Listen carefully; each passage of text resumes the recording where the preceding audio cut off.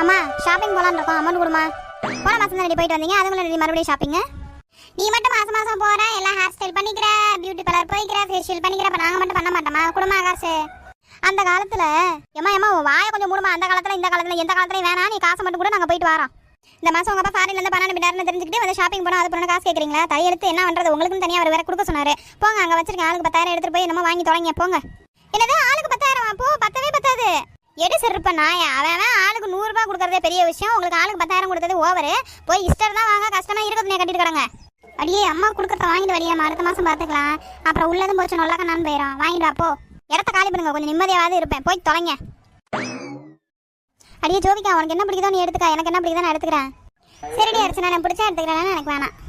நம்ம ஒன்றும் வாங்க வேணாம், சும்மா பின்னாடியே போயிட்டு இதெல்லாம் நல்லா இருக்கும் அதெல்லாம் பார்த்துட்டு இவன் எப்படி நல்லதாக தான் வாங்குவா, நம்ம சஜஷன் கொடுப்பா நம்மளுக்கு பிடிச்சதா இதில் வாங்க சொல்லிட்டு நம்ம அதிலேருந்து எடுத்து போட்டுக்க வேண்டியதான்.